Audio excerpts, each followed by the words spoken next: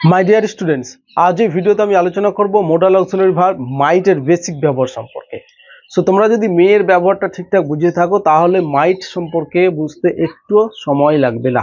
So মাইট মাইট কখন ব্যবহার হয়? মাইট ব্যবহার হয় সাধারণত কোনো কিছু করার পসিবিলিটি যখন বোঝানো হবে, দ্যাট মিনস হচ্ছে যে করার সম্ভাবনা রয়েছে, এই অর্থে আমরা মাইটের ব্যবহার করি।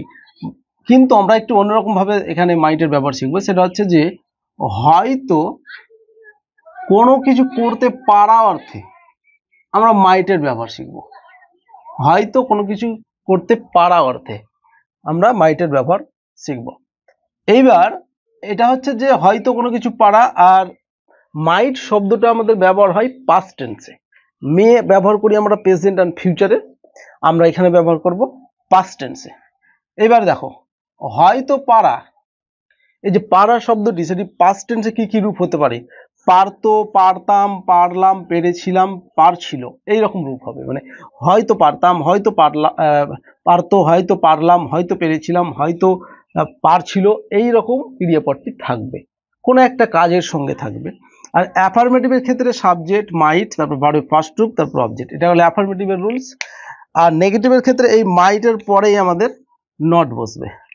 ইন্টারোগেটিভে হচ্ছে যে প্রথমে আমাদের মাইট আসবে অ্যান্ড সাবজেক্ট, ভার্বের ফার্স্ট রূপ, অবজেক্ট, আর যা থাকবে বসবে শেষে জিজ্ঞাসা চিহ্ন। এই হচ্ছে তিনটে স্ট্রাকচার। এই তিনটে স্ট্রাকচার মনে রাখবে, মনে রাখা খুবই সহজ। ফার্স্ট অ্যাফার্মেটিভটা মনে রাখো, সাবজেক্ট, মাইট, ভার্বের ফার্স্ট রূপ, অবজেক্ট। নেগেটিভের সময় এই যে মাইট রয়েছে আমাদের, এই মাইটের পরে নট বসাও। ইন্টারোগেটিভের সময় এই মাইটটাকে সাবজেক্টের সামনে নিয়ে যাও, শেষে জিজ্ঞাসা চিহ্ন বসাও, ইন্টারোগেটিভ হয়ে গেল। এখানে বেশ কিছু এক্সাম্পল আমি দিয়েছি, সেগুলো এখন এই মাইট দিয়ে আমি ট্রান্সলেশন করে দেখাচ্ছি। দেখো, প্রথম বাক্য হচ্ছে সে হয়তো আমাকে ফোন করতে পারতো। এই বাক্যতে ক্রিয়া কোনটা? ফোন করাটা হচ্ছে ভার্ব। দেখো, ফোন করতে পারতো। এখন এইভাবে ভাবো, দেখো পারা আছে, ওকে, হয়তো আছে, হয়তো পারা আছে, তাহলে হবে মেয়ের ব্যবহার। পাস্ট টেন্সে আছে, তাহলে হবে মাইটের ব্যবহার। প্রথমত বাংলা বাক্যের যে ক্রিয়াপদটা আছে সেটা দেখো, ফোন করতে পারতো, এতটা পুরোটা। আর এখানে একটা দেখো হয়তো আছে, তাহলে হয়তো পারতো, পাস্ট টেন্সে আছে তাই মাইট হবে, প্রেজেন্টে থাকলে মেয়ে হতো, ফিউচারে থাকলে মেয়ে হতো। এবার যেহেতু এটা অ্যাফার্মেটিভ, তাই অ্যাফার্মেটিভের রুলস আমাকে ফলো করতে হবে। সাবজেক্ট, সাবজেক্টকে সে অর্থে আমি হি লিখে ফেললাম। হি এর পরে কি হবে? মাইট, মাইট। তারপরে ভার্বের ফার্স্ট রূপ, ফোন করা, ফোন করা হচ্ছে ফোন, ফোন। বাকি কি থাকলো? আমাকে, ফোন মি, পৃষ্ঠা। তাহলে হি মাইট ফোন মি, সে আমাকে হয়তো ফোন করতে পারতো। ক্লিয়ার? আশা করি বুঝতে পেরেছো কিভাবে ট্রান্সলেশন করা হলো। ফার্স্ট ভার্বটাকে দেখবে, ভার্বের শেষে পারতো, পারতাম, পেরেছিল, এরকম টাইপের থাকবে। আর হয়তো শব্দটি থাকবে। হয়তো শব্দটি বাক্যের শুরুতেও থাকতে পারে, মাঝেও থাকতে পারে, বাট এইরকম এক্সপেক্ট করবে না যে হয়তো ফোন করতে পারতো এরকম একসঙ্গে সেটে থাকবে না, ঠিক আছে? এটা একটু ভিন্ন বা সেপারেট ভাবে থাকতে পারে। এই গেল একটা এক্সাম্পল। দ্বিতীয় এক্সাম্পল হচ্ছে তোমরা হয়তো, দেখো এখানে হয়তো পেলাম, সেখানে অপেক্ষা করতে পারতে, দেখো পারা পেলাম। হয়তো পারা মানে কি? মেয়ে অথবা মাইটের ব্যবহার। পাস্ট টেন্সে আছে, মাইট ব্যবহার হবে। ভার্ব হচ্ছে অপেক্ষা করতে পারা। সব আইডেন্টিফাই করে ফেললাম। প্রথমত কি বসবে? সাবজেক্ট। সাবজেক্ট কি? তোমরা, ইউ। তারপরে কি হবে? মাইট।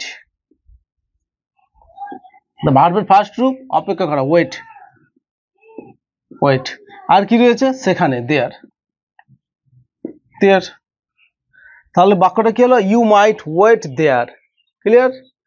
নেক্সট দেখো, তারা হয়তো ঠিক সময়ে স্টেশনে পৌঁছাতে পারেনি।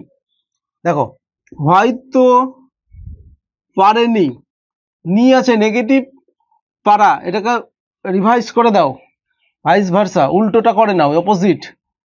এই ভার্বটাকে অপোজিট করে নাও, পারেনির বিপরীত পেরেছিল, তাহলে কিসে হয়ে গেল? পাস্টে। পৌঁছাতে, পৌঁছানোটা হচ্ছে ভার্ব, একসাথে নিলাম। এই বাক্যটি নেগেটিভ বাক্য, তাই নেগেটিভ সেন্টেন্স স্ট্রাকচার ফলো করতে হবে। সাবজেক্ট হচ্ছে দে, তারা। এইবার বসাবো মাইট, তারপরে নট। ভার্বের ফার্স্ট রূপ পৌঁছানো, পৌঁছানো হবে রিচ, রিচ। কোথায়? স্টেশন, রিচ দ্য স্টেশন, ঠিক সময়ে, অন টাইম, ফুল স্টপ। বাক্যটা কি হলো?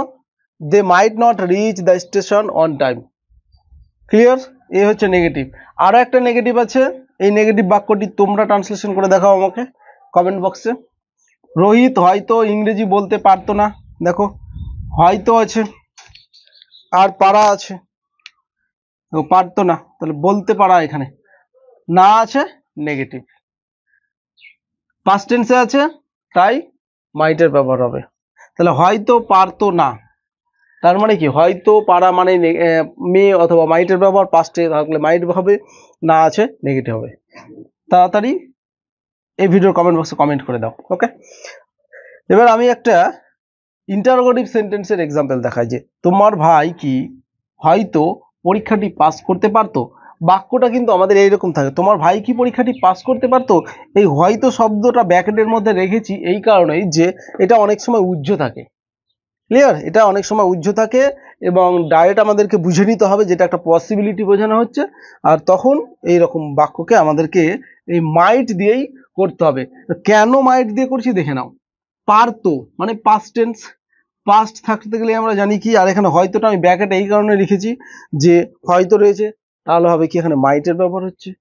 যেহেতু ইন্টারোগেটিভ করা খুবই সহজ, সেটা হচ্ছে প্রথমেই চলে আসবে মাইট। মাইট সাবজেক্ট হচ্ছে তোমার ভাই, ইয়োর ব্রাদার, তারপরে কি বসবে, ভার্বের ফার্স্ট রূপ হচ্ছে কি পাস করা, পাস, পরীক্ষাটি দা এক্সাম, আর কিছু রয়েছে, আর কিছু নেই, শেষে একটা জিজ্ঞাসা। ক্লিয়ার, তাহলে might your brother pass the exam, তোমার ভাই কি হয়তো পরীক্ষাটি পাস করতে পারতো, এই হচ্ছে বাক্য।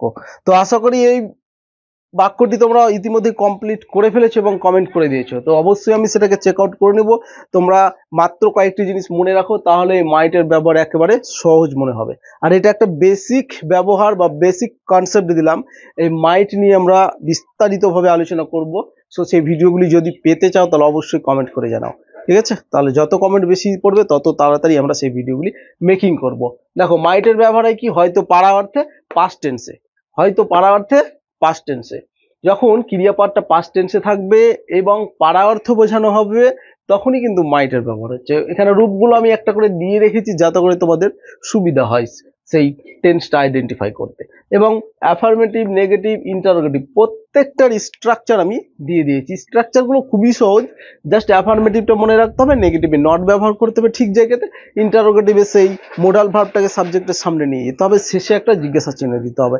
তো এই ছিল আজকের আলোচনার বিষয়বস্তু, আশা করি বিষয়টি বুঝতে পেরেছে। যদি কোনো অসুবিধা থাকে তাহলে অবশ্যই কমেন্ট করে জানাবে, আর ভিডিওটি ভালো লাগলে লাইক করতে ভুলবে না এবং বন্ধুদের সাথেও শেয়ার করতে ভুলবে না।